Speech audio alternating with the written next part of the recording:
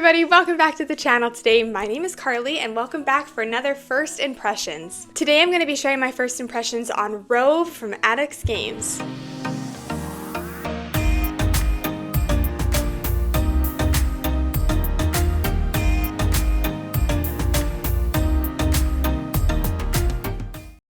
Rove is actually an up-and-coming game from Addicts Games, and there's actually a crowdfunding campaign that is actually currently live. I believe it's over on Kickstarter right now, so I'll make sure to post a link in the description below. So if you are interested in this game, go ahead and click that link, go over to their page, check out the more finalized version of this game and what they're kind of hoping the finalized copy will end up looking like. Having said all that, I do want to preface that this is very much a prototype copy of the game that they sent me, so all of the rules, artwork, everything is subject to change. There are some rules and a couple stuff that they're still kind of tweaking currently at the stage of where the game is at. Rove is a campaign-style dungeon crawler where you are basically taking on the role of Rovers, which it is your purpose as a rover to protect this world. Everybody around the table will be taking on the role of a certain character, and you'll be progressing through a story, and then also, again, like a dungeon crawler kind of battle system. Now, the team over at Addicts Games was kind enough to send me this prototype copy of the game, so I was able to get my hands on this, play through a couple rounds so I can kind of share my thoughts on what I personally think about it. Now, while I personally don't play a ton of campaign games anymore, I have played a handful within my kind of past years of gaming. Primarily Gloomhaven, Jaws of the Lion, and then also Oathsworn. Those are kind of like the big ones that I've played. But overall, in regards to campaign games, I definitely have cooled a little bit on them because just from kind of the stage of life that I'm currently in. I have kids all the time, I have stuff to do all the time, and my life's just crazy. I don't really have time to sit down and play through a whole storyline. And so while I haven't been diving into them a lot, I am kind of always interested in campaign games. If somebody was like, hey, do you want to sit down and kind of learn this game and hopefully we can get to it in the future, like I was like, sure, I'd be down to do that. We actually did that with a friend of ours with Oathsworn. They got the big all-in copy of Oathsworn, so we sat down and we played through a handful of scenarios. We need to dive into it more because I really enjoy Oathsworn. But I've actually heard a lot about Rove, and so when Addicts Games reached out, I was like, yes, I really would be interested in playing and kind of seeing what makes this different from other games. That's kind of what I've heard about this game. Is I've heard that they're trying to make it more accessible for people. They're trying to kind of change up and kind of do things a little bit differently. So I was really interested to kind of see how well that implemented and if I kind of got that feeling, if this did feel different from some of those other big campaign games. So because this is a first thoughts video, I'm not going to be kind of jumping into the mechanics and necessarily the how to play, but I will be just kind of generally showing my thoughts. I'm not going to be doing any spoilers. All of the B-roll and everything that you see, that's kind of like a first scenario. But as far as storyline wise, I'm not going to spoil anything for you. The only thing that you're actually going to be visually seeing is this kind of layout of what your kind of first scenario could potentially look like. So without further ado, let's go ahead and jump into what I personally thought of Rove. So the big thing with this game is that there's a choice and a consequence for basically every decision that you make in the game. So as you move through the story, there's going to be two scenarios that are presented to you, either option A or option B. So hypothetically, you could be starting a game of Rove, and then your friend at their house could be starting a game of Rove, and based on the choices that you pick, have two very different games going on at the same time. The option that you don't pick, you don't necessarily miss out and lose it completely. It will eventually wrap around itself, and you'll be able to kind of see the consequences of that. So you never feel like you're missing out on the story. Again, keep in mind, I only played through the first scenario. This is just based on what I personally have read through the rule books and with the company, but if that is true, which I assume it is, that the whole story will kind of loop in on itself, I think that is such a great idea. Something else that the company told me is that when you play this game, if you play through this game 2 times, you'll be able to see the entire story. So I like that you're able to fully get the experience out of this game with just 2 plays. It's not one that you're going to have to constantly keep starting over, constantly keep diving into to feel like you kind of get everything out of it. It's a game that kind of has that endpoint, right? If you get 2 full campaigns out of this game, you'll be able to see the entire storyline. I love that they commissioned the same artist that originally did Gloomhaven. It definitely, if you like that Gloomhaven artwork, you're going to love it in this game. It looks so beautiful on the table. Each of the characters felt unique and different, and I just love the artwork that was found throughout it. Coming back to the characters here, though, I do want to talk for a few minutes about something that I think is just so clever, and I love what they did with this personal player board. So when it is your turn, you will have cards that you can activate or flip over and basically do what it says. So you can do one of your skill cards, but you also have abilities up here on your main player board that you can activate and use. I think it is so brilliant the way that they introduced this double layer player board, because once you use an ability, you can't use it again until your next turn. And so because of that, again, you have this double layer player board, and so when you use an ability, all you have to do is just slide your ability up, and then it very clearly shows this huge red area, red zone, showing that you've used that ability. It made the gameplay so slick and seamless. The company mentioned that when they first started designing this, they placed, they had like a little grayed out square that they would just place on top. But then when you did that, you inevitably kind of covered up your ability. So I love that they came up with this like little sliding mechanism. It's such a simple thing, but it worked really, really well. It also helped makes it clear the amount of abilities you've used from this main board. I think this was just such a smart setup, and I just really, really enjoyed the way that the individual player boards kind of worked and operated. On top of that, I really liked the way that the cards work. So I kind of mentioned that you have 5 cards that you're able to activate, and that when you activate them, it flips over onto its other side. Well, one side of these cards typically helps generate these dice, or kind of these like mana, I forget what they're called, but it helps generate them for you, which then you can spend these on cards, and then once they've been spent, then they're kind of put in this like infused, it's ether, that's what it's called. Once they've been spent, this ether, then you place it over here into this infused ether side, and then you can use these dice to activate certain what's the word I'm looking for? Certain items that you have in your bag at the time if you want to.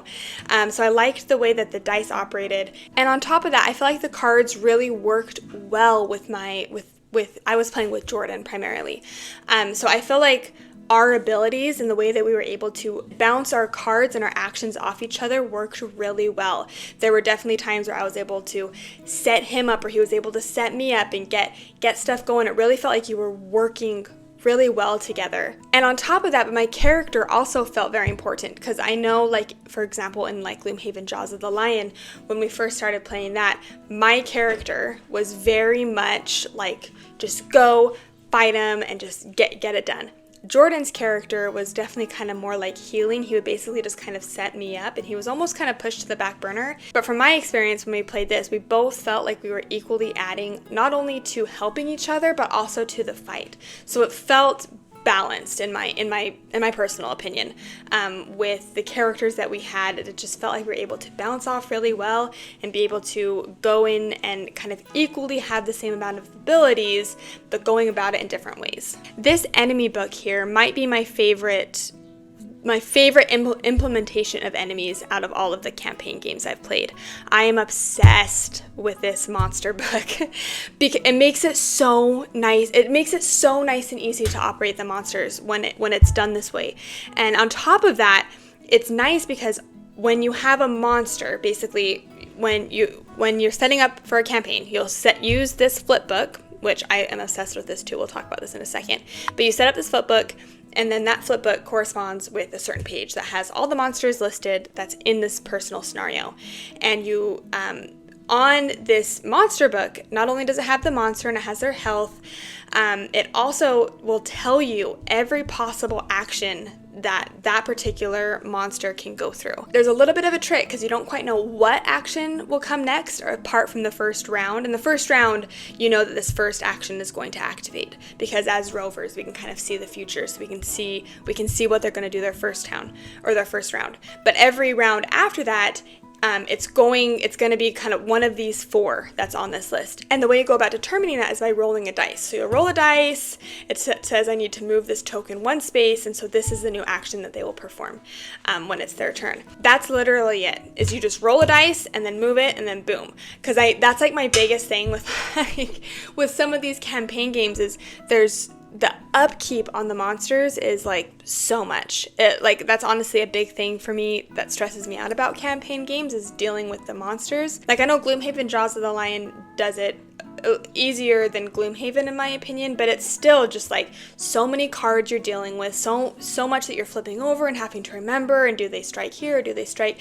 The monsters were so much easier to deal with in this game. I really think every campaign game needs to do this, because on top of it just being simple, it was also nice because you knew exactly the 4 options that could happen to you.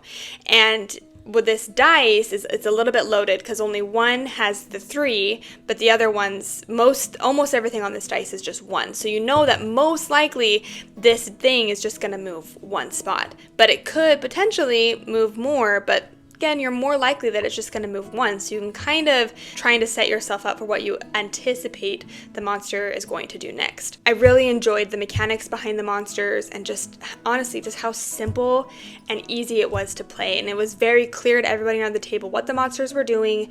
There was never any, oh, I forgot this, or I needed to do this, because it was all just simply right here. Coming back to this map book here, this is something that everybody loves in Jaws of the Lion, right? Everybody's like, we want the map book, we want the map book. So when Rove was like, yeah, we're going to be doing a map book, I was like, thank you. Like, I love these map books. It makes setup and tear down so easy. All you do is just turn to the scenario, place it down, boom, you go and you play. I told you that I'm not going to spoil anything apart from, the artwork on this, but I will say, not spoilers, but something else that I very much appreciate this game is how every scenario looks like and feels like a different game. Like, there are some scenarios in here where, I'm trying to figure out how to say this without giving anything away. So most campaign games, when you go through, you're like, okay, I need to kill these bad guys, right? You're moving through the dungeon, you have to kill these guys to win. There are some scenarios in here that are not like that. They are simply move from point A to point B. Again, I'm trying to be a little, I don't want to give too much away for you, but it does feel different in that sense. It's not like the same game, like the same thing over and over. You're just fighting the big guy, then going into this dungeon, then fighting this bad guy, and then moving into this dungeon, then finding the new one. It all feels, every single game does feel different and brings something different and unique to the table. And the maps look wildly different. I feel like every single scenario, if you flip through this book, it looks much different from the other ones. And they introduce new different things you have to deal with in a creative way. Because of these books that they have, and again, this individual player board and everything, this game just feels so easy to take out, to be able to pull off the shelf and take out. You're not stopping and having to set up this whole campaign. Like, I know, like, when we played Oathsworn, I mean, it took a good 15, maybe even 20 minutes just to simply, like, get the game set up and get all the cards shuffled and everything that you need to. This game is literally as simple as take it off the shelf, open it, turn to your page, and boom. Like, that's basically set up. Kind of coming back to your personal board here, I said that you start with some cards, or hopefully I mentioned that you start with these cards that you can use one of on your turn. It's interesting because as the game progresses, you will actually collect more cards. And you as the player, you get to choose, because you can only have 5 that you're working with throughout that particular round, or that session that you're using.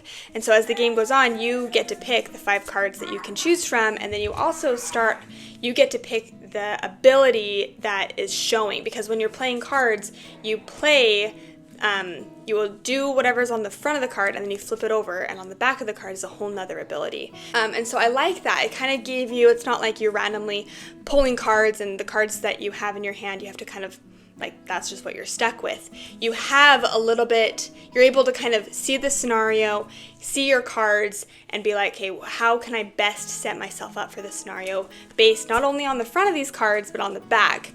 And you're able to go through your entire deck and pick the ones that you want. So I like that variability, that you're able to set yourself up for every scenario. Something else that is so cool about this game is that your character, when you start the game, this is just like your base character, right? Well, as you progress throughout the story, you actually can evolve your character.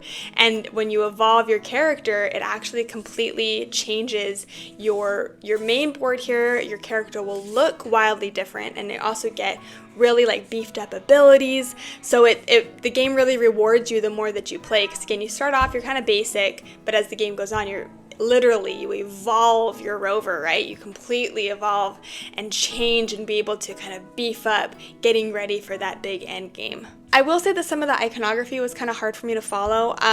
Again, I only played this game a couple times, but I do think that some of the icons could be cleared up. There were some that were confusing for me, like especially like this ether symbol. Like there's an ether symbol and then there's like a couple other symbols next to it, and I would always get them flip-flopped in my head. So I feel like I know that they are actually working on some of the iconography in the game, but for me, some of the icons I was like, I would like that to be more clear. At the end of the day, this is another campaign game. Yes, I think it is doing stuff that is different from personally what I've seen in campaign games. Again, I haven't played like a ton of campaign games, but this does seem easier to set up. It seems easier to operate. It seems it seems like I like how you're able to get a lot more of the story based on what they've said. You're able to get a lot of the story through every single play. So I like all that aspects. But again, if you look at your shelf and you have 5 or 6 unplayed campaign games, I mean, do you really need another one? That's really something that only you can answer. If you do find yourself getting campaign games, moving through them, loving it, enjoying it, I do think that this would be a good one to look into. But even on top of that, I think if you've never gone into campaign games before, like for me personally, my first experience with a campaign game was Gloomhaven Jaws of the Lion. And in my opinion, this is easier. In my opinion, I would recommend Rove over Gloomhaven Jaws of the Lion. And I know that sounds a little bit crazy because everybody loves on Gloomhaven Jaws of the Lion. I personally think this is so much easier. As much as I enjoy Jaws of the Lion, there is just a lot of cards that you're operating, right? There's lots of cards that you're flipping over. There's lots of upkeep that you kind of have to be on top of and switching this out and doing this. And this just streamlines. This just feels so streamlined and elegant to me. So again, if you already have a bunch of campaign games, particularly if your campaign games are unplayed currently, do you really need this? Probably not. But I do think that if you enjoy a lot of campaign games, then maybe look into this. But I think primarily, if you haven't played any campaign games before, I would not recommend Gloomhaven Jaws of the Lion anymore. This is what I would recommend. There's a lot about this that feels streamlined. It feels quick. Big thing for me is like I love Oathsworn. Or Oathsworn is probably my favorite campaign game out of all the ones I've played.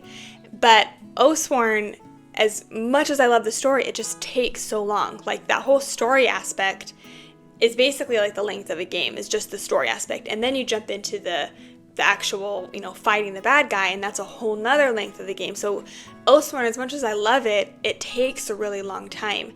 So the fact that I'm able to jump into a game of Rove and get an easier, quicker experience at a fraction of the time, I am more likely going to pull this off the shelf than Oathsworn. This is something that, because it is so easy to table, it is so easy. Like I remember when we played it, and then the next night, like I didn't even need to refresh any of the rolls because it's really just that intuitive. I guess that's the word I'm thinking of. It's an intuitive game. After you play it the first time, there's nothing that, for me personally, seems overly complicated or seems like something that doesn't make sense. Everything that they put in here does make sense to me. So if anything that I mentioned before, piques your interest or sounds like something that you would be interested in, make sure you head over to the Rove crowdfunding campaign that is currently going on for this game. Overall, this game really did impress me. I was not expecting to like it as much as I did. But after playing it, I'm like, okay, now I really would be interested in in playing more of this game. I do think there are a few kind of minor things that I personally would change. And again, if you don't like campaign games, then definitely don't look into this. And if you have a ton of campaign games that are unplayed, I don't necessarily know if you need this one, but I think if you are just kind of diving into campaign games, or if you've never tried one before, this is the one that I would recommend. Honestly, I would recommend this again over Gloomhaven Jaws of the Lion because it seems more streamlined to me, and it just seems quicker and easier, and you still get, without losing anything, right? Like you still get the epicness, you get the great story, you get the amazing artwork, and it takes less brain power to play, which I very much appreciate.